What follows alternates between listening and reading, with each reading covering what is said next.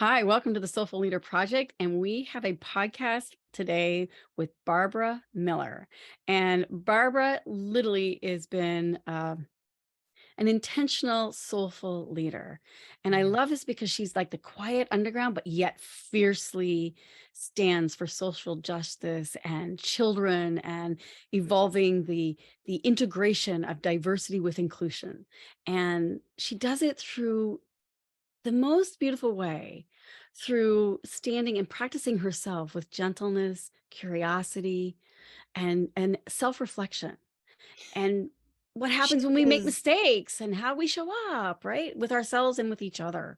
she's such a great role model for leaders, for people, for just being human, just being fully human. She's such a great role model. And so one of the things I know about Barb is that for over 30 years, I have known Barb and we've worked with each other and we've been friends and different things. And one of her lifelong goals was to write a book. And I say goal, but she didn't make it a goal. She just knew that it would happen when it was the right time. And I'm celebrating her because she has published a children's book, which I say for a child, but it's really for the child in all of us because it's looking at how do we navigate a life when it's challenging? What do we need to look within ourselves to grow and change? And how can we make peace with those parts and evolve into a new way of leadership that is transcendent and inclusive? So I'm just gonna like jump right in here, but I think we've got a great podcast. Don't miss it. Here it is. And I'm so excited. Yep, can't wait to get to know Barb with you all. In a world where achievements and accolades motivate us to do more and be more, we're often left wondering, is this really it? Deep inside, you know there is more to life. You're ready to leave behind the old, push your way through, and claim the deeper life that's calling you. That's where we excel. We're your hosts, Stephanie Allen, And Maren Oslak. and this is the Soulful Leader Podcast. Sit back and relax as we share the shortcuts we've uncovered to help you make shift happen.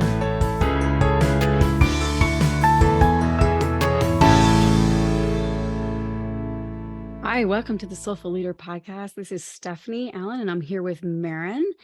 And we have a wonderful guest here with us today that I am super pumped about interviewing because Barb Miller has been a longtime friend and coworker, colleague with me in a past life of working life.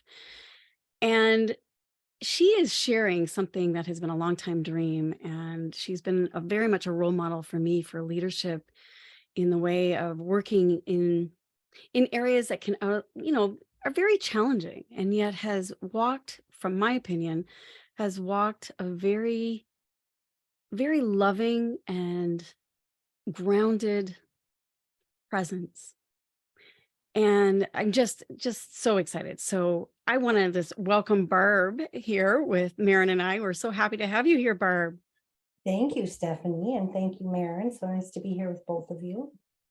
Yeah, I can't wait to dig in because I do not know Barb. And so, as the audience gets to know you, I will be getting to know you as well. And I can't wait to dig in and hear more.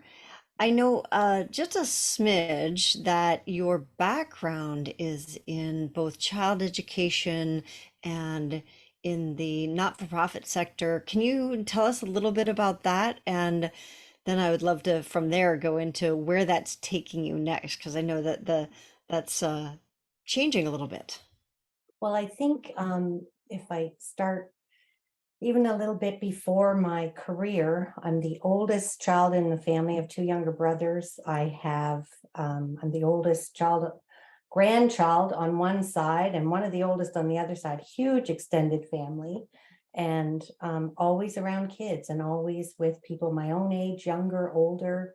Um, my mom, my mom says she didn't bring me up; she grew up with me, and so I'm used to being around people who are a little older than I am too. And I think I've always taken the approach that there's a lot to learn from whoever I'm with. There's a lot of wisdom with our elders, and there's a lot of brutal honesty and innocence with children that I think somehow we unlearn. So, yes, I've had a career. I was very interested in being a teacher. I was an early childhood teacher and I loved it. If it paid more, I think I would have done it for my whole career because I absolutely loved it. And it saddens me that it's not more valued, the work that we do with our young children, and teachers in the school setting. It's not as highly valued as I think that it should be. But yes, childcare was a big part of my work. I was a teacher. Story time was one of my favorite times with the children, and working in nonprofit. I always said you can look around and say, hey, that's a good idea. How do we find some funding to do that? And so I looked around in my career and said, oh, childcare. Well, let's look at summer camping programs and let's look at developing some immigrant settlement services, and how about some better employment programs? And so always just looking around, what does the community that I'm fortunate enough to live in need, and how can I help make that happen? And nonprofit, you go from sitting down at story time with crayons and glue to putting on a jacket and going into the boardroom, because you have to be able to do absolutely everything in nonprofit. Yeah. Very diversified for sure. Yes, it is. And I would say, you're also very intentional. Like so I'm going to dive into that a little bit because our listeners, I want to understand why you were so intentional, especially with children. I know you love them, but what would be your vision or your hope for children? And I think that is a real key for your your courage and your tenacity to actually go from asking for help and support and then stepping into a boardroom and also being with children. I think that's given you that diversity and to bring that into that inclusion. So yeah, if you could just tell us a little bit more about why is it so important with children? Well, as a child myself, I was always interested in why things were the way they were. I was always very curious, and that's one of my key words. One of my practices now as an adult is around curiosity. So as a child, I was curious. I was very, very shy, but I was very strong when it came to something that I wanted to stand up for. I remember a teacher not treating another child well and just standing up and saying that's not okay, and actually refusing to go to school until the teacher was sort of coached around what's appropriate and not appropriate. My poor You're mother. you're a bit of a rebel right Well, from a child. I didn't think about it as much as being a rebel as saying, hey, that's not okay. Don't treat people like that. Yeah. And so intentional. I am by nature very kind, sometimes too kind, and I've been told that. However, I'd rather be too kind than too gruff and rough around the edges. But kindness is, curiosity and kindness are a couple of my Mm. practices, I guess I would say, and intending, like looking up every day to say, oh my goodness, I'm so grateful to wake up, first of all, and then to have the day in front of me and know that it's a combination of looking at what's happening and getting through it, but also figuring out how I'm going to move through the day and through my life. So intentional, Stephanie, I think I would say I just want to make sure that I am bringing my best to every situation. Mm. And I don't always, I got to tell you, sometimes I'm not too happy with myself, but I try. I pick myself up and I try again. And so what am I bringing to the situation, and how can I help others find that path too? Like, what are you bringing into the situation? And if you're not bringing something that meets me halfway, is there something I can do to get us there? Mm.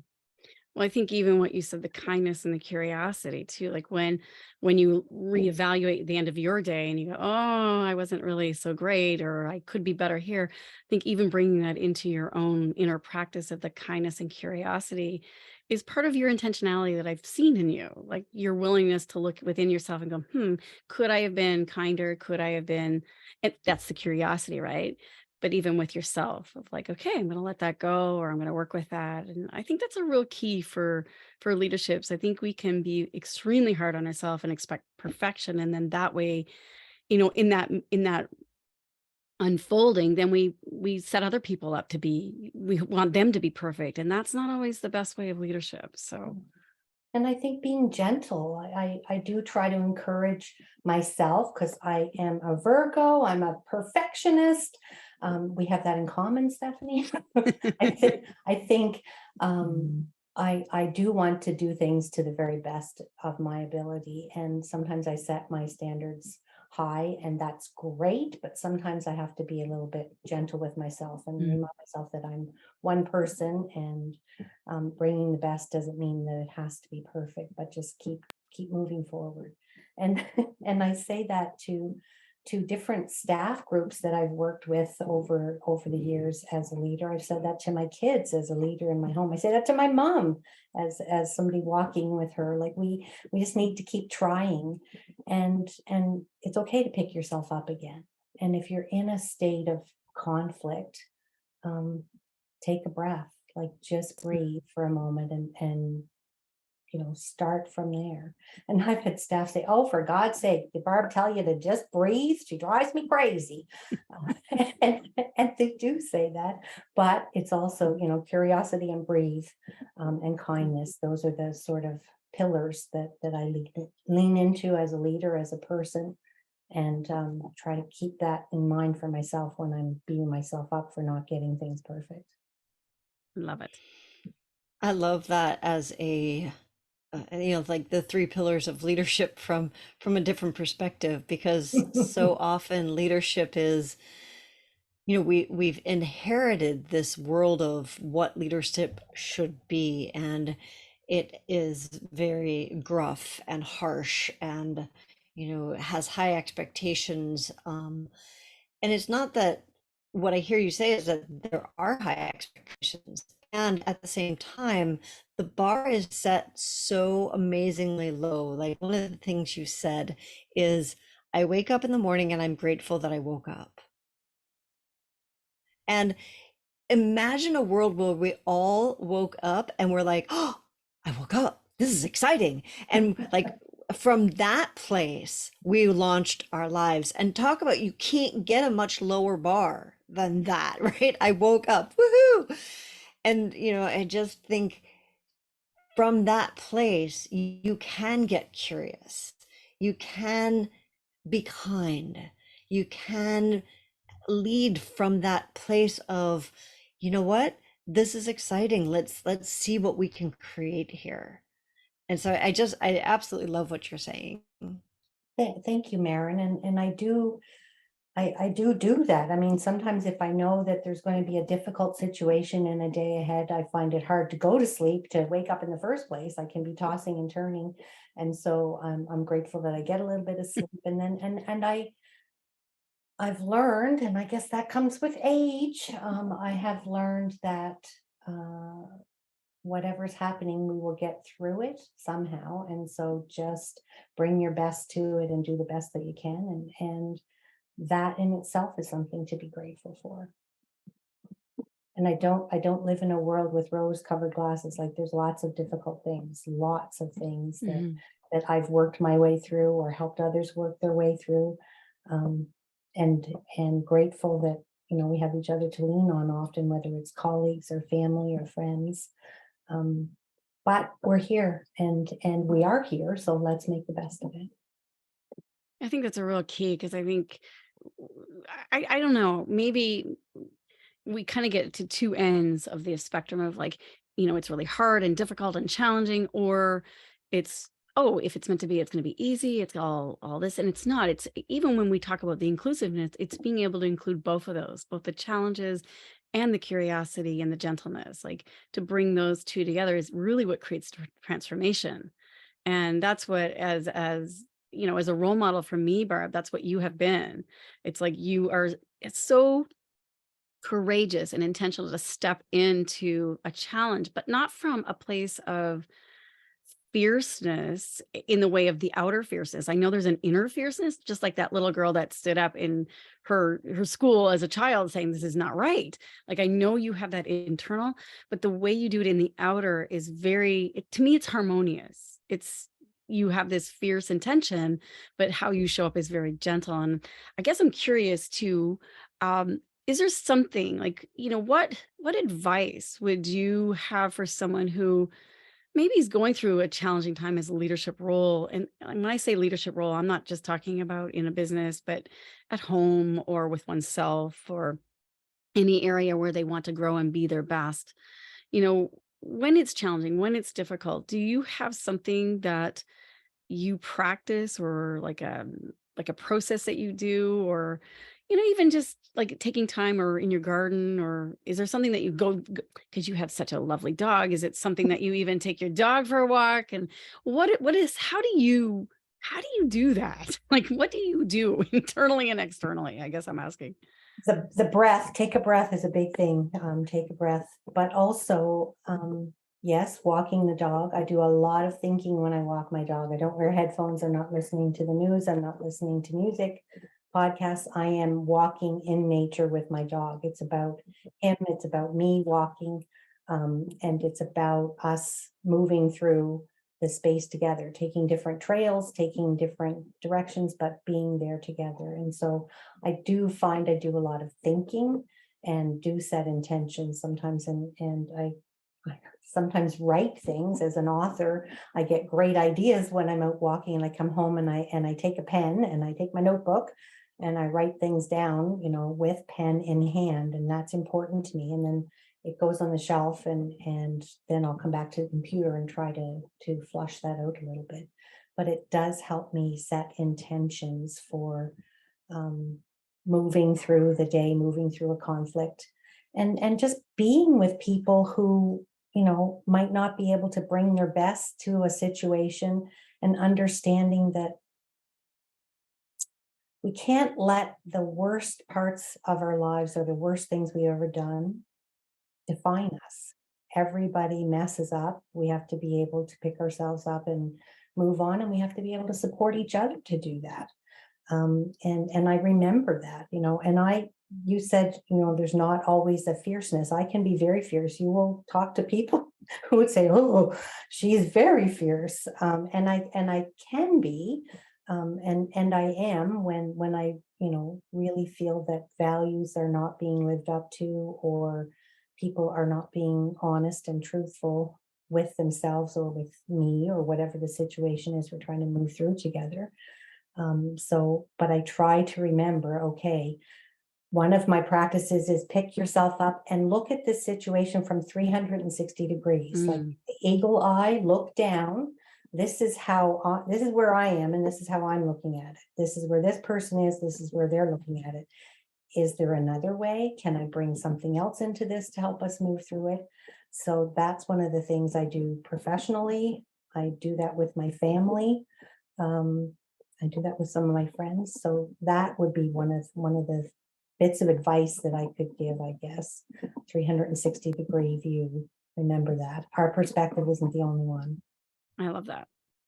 That's a Uh, great, yeah, it's a great practice. And you started, I love because it's kind of bookend. You started with take a breath and you ended with 360 degrees. And those two things alone can like transform your world, both professionally, personally, on all levels. That's right. Well, one of my colleagues once, I was talking to her on the phone. She just had a really difficult situation, and she was breathlessly telling me about it while she was driving home. And all of a sudden I heard, "Dut, dut, dut, dut, dut." And I said, "What was that?" I thought she had a flat tire. Her cell phone was on the roof of her car. She'd been so flustered, she left a cell phone on the roof of her car, and it went, "Dut, dut, dut, dut." And she was driving down the highway and it went flying. And she's like, "Oh my God, oh my God." And I said, "Just take a breath." And she said, "I wanted to kill you at that moment." She said, I just wanted my phone. Can you imagine losing your phone?" Anyway, I said, "Just pull off to the side of the road, stop, but don't get out into traffic. Like, just take a breath and then go home." And she wanted to go back and get it, and she did, and it was quite crushed, and it was not worth saving. But she said that, "You saying breathe, I wanted to kill you. That's not what I wanted at that moment." She said later on, "I was glad that I took a breath." But that's what we do. We just get yeah. ourselves so flustered that things go flying this way and that, literally and figuratively. So the breathing's important. And I feel like, when I'm saying the fierceness, it's fierce love, Barb. Like you were able to see the highest potential for someone and you can recognize when they're seeing themselves less than what their capability is. And so it can feel like, especially sometimes like when we're in our lower self, when we're in our complaining, grumpy, whiner, the self-pity self, that it can feel outside ourselves when someone holds us to accountability to a higher level. It can feel a little harsh, like that woman losing her cell phone. Going, what do you mean, just breathe? I just lost like a, $1,100 cell phone. What are you talking about? But at the same time, you're saying, slow down. It's not worth it. Life is not worth, your life is worth so much more than a cell phone. And it's just a cell phone. It's just a material item. It's not your soul. You haven't lost your soul. And we're And I still think, feeling, sorry, go ahead. yeah. No, I was just saying that's what I love about you is that, when you're fierce, it comes from fierce love, not from a control or manipulation or I'm right, you're wrong kind of thing. It's from a place of like, are you able to see your best version of yourself right now? Because you're able to hold that for yourself, for others. And to me, that's a great gift. Thank you. And I think I've had to caution myself with that gift time after time too, to not have an image of what I think somebody should be and hold that Mm. rather than hold space for them to figure it out. So I've had to watch that a few times because what I think is someone's potential may not at all be what they are striving for or trying to uncover in themselves. So That's a key. yeah, It is. That's so important for leaders, and leaders of every walk of life, whether you're a parent or maybe especially as a parent, or in business or, just with friends or whatever.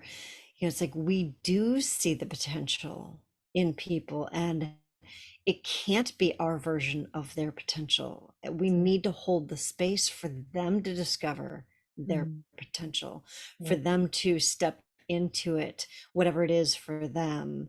And I know Stephanie and I have talked about this in the past. I've struggled with it. She's struggled with it of like pull back my version of it to make even more space for their version and then still hold that potential for them. That to me is a really powerful leader. Mhm. So I see a great mystic behind you. And for those who are listening, you're not going to be able to see what is over Barb's head or over her shoulder, but there's this adorable furry friend who I would call a mystic being because he's just lovely. Yes. And I would like to introduce the audience to him because I think he's been very much a guide for you. Like you said, that's who you take out or he takes you for a walk. I don't know who takes who, but he's been a real guide for you, hasn't he? He has. His name is Zeffy. He's a puggle, and a puggle's a mix of pug and beagle. Zeffy's half pug. One parent was pug beagle and one was pug Boston. So we call him Pug on stilts. He's got long legs, so he loves those walks. And I've had people say when we're out, Stephanie, who's walking who? Because I let him have full lead and he'll zig and zag all over the road and not the road, the trails. But yes, he's a wonderful little part of my days, and I take him to work with me. He's 12 now, so he's becoming a senior dog. He's pretty quiet. He's laying on the floor beside me right now, snoring, and his belly's growling a little bit. But he's here with me almost all the time. And I've written a little book. That's where Stephanie's going with this. The book is called Zig Zag Zeffy, and it's a story I've written for children. And it's about a puppy being part of a litter and a Hugh mom, me, coming along and saying, I love this pup and bringing him home with me. And there's some adjustments to make both for him and for me. And he makes some mistakes and we get some training for him and for me. And we have a great way that we move through life together. So that's the story in a nutshell, but it's a children's story. And my hope is that children will love it. It's a rhyming story. So children, there has a cadence that children, I think, can pick up and enjoy. It has teachable moments for those who work with young children or who are parenting young children. Talks about a time when you might be sad or scared, and if you make a mistake, how do you pick yourself up and move on? So, and it's being released in August. August 15th is the day. So hopefully, people will find it and enjoy it, and we'll move on from there. Well, and what I love, go ahead.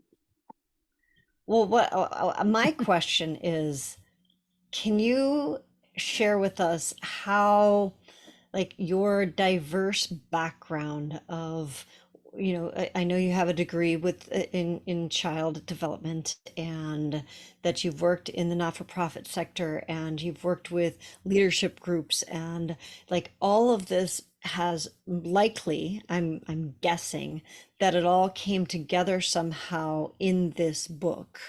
And I would love to know what that looks like for you, and if you could speak to that. Well, when you said earlier, I started with breathing and I ended with 360 degrees. I started as a child. I started my career working with children. I work with youth and families still, and I just think children and animals got it all figured out. There's that innocence and that way of living. Dogs have unconditional love, and that the tail wagging and the little puppy kisses, they're just these loving little creatures. Children, there's so much joy if a child is so happy, and if they're sad, boy, we know it. So working with children, being around animals, I think they got it right. I've always written. I've always written little stories from the time I was a child. Got a couple of novels in the works. We'll see if those can come out at some point.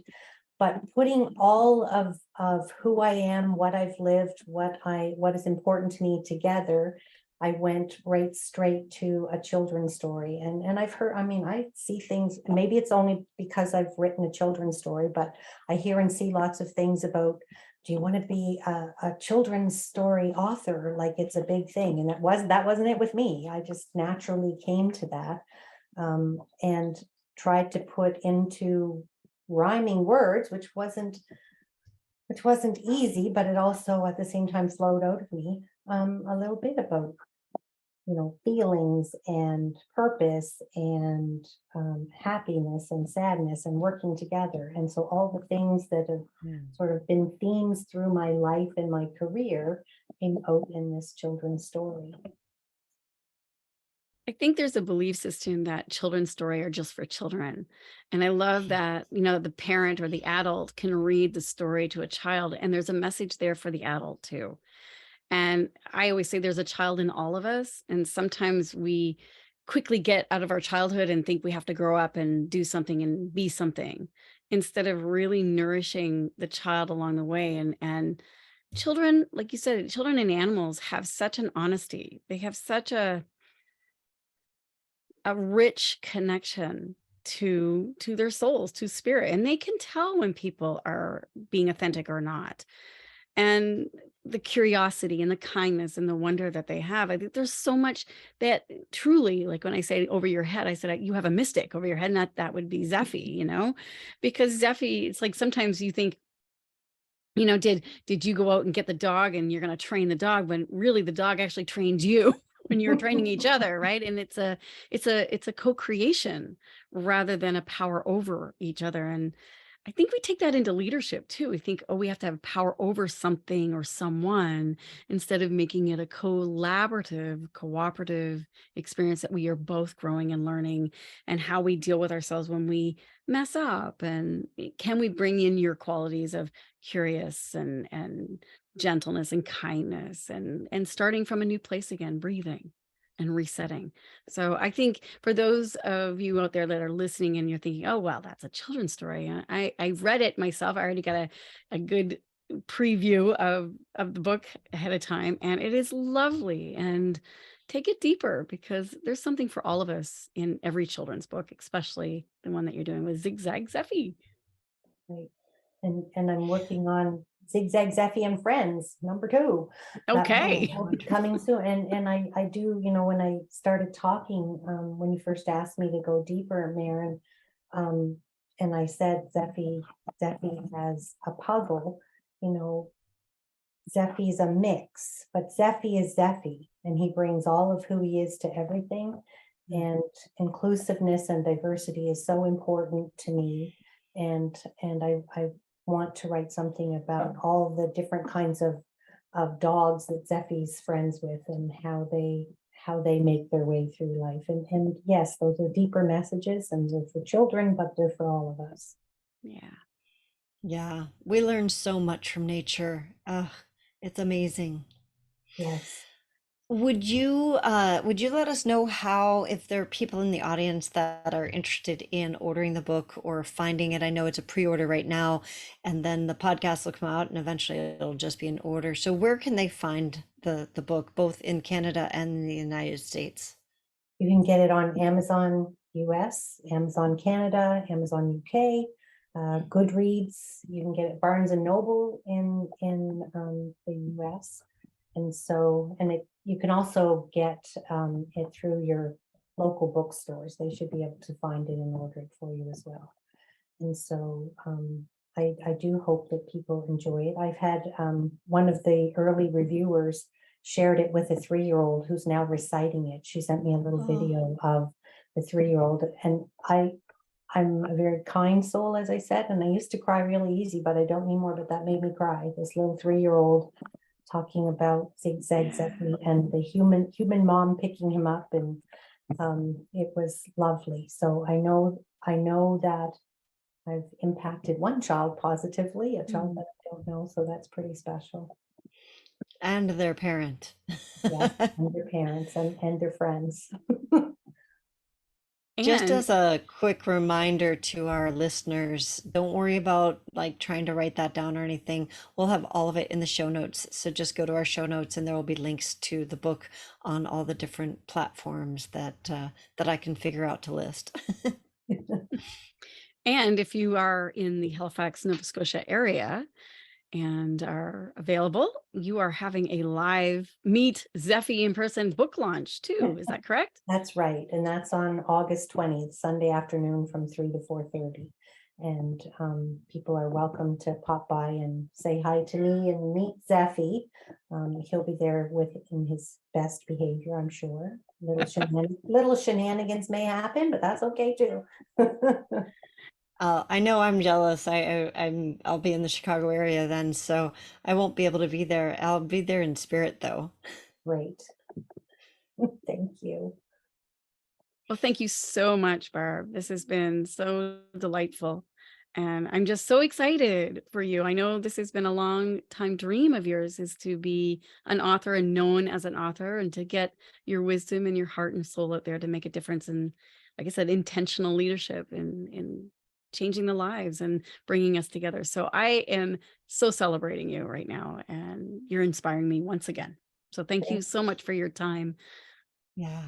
Thank you And both for this opportunity to talk with you about my thoughts on leadership and about Zeffy, and to share with the two of you, and hopefully listeners will be able to nod or say, "Oh, I didn't think of it that way." I really hope that this podcast, I think I've listened to a few other ones, and you guys are just amazing in your thought processes and bringing different perspectives. So I was very excited to be asked to be with you, and thank you so much for that opportunity.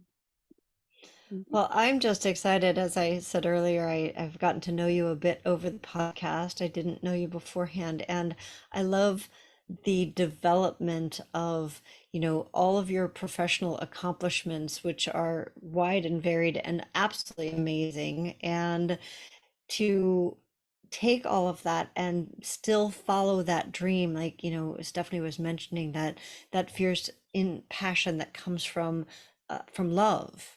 and to continue of like, how can I keep serving? And that's, I think, the theme that I see in your life is that there's been this, how do I serve? How do I serve my community? And it's once again happening with this beautiful book. And I can't wait for Zeffy and his friends and any of those novels that might show up for us. So thank you so much for joining us today.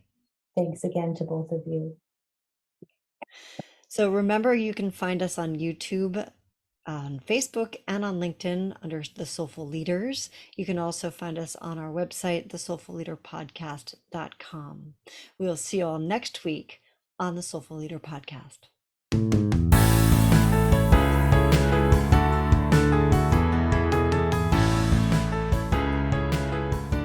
And that wraps up another episode of the Soulful Leader Podcast with your hosts, Stephanie Allen and Maren Oslack. Thank you for listening. If you'd like to dive deeper, head over to our website at thesoulfulleaderpodcast.com. Until next time.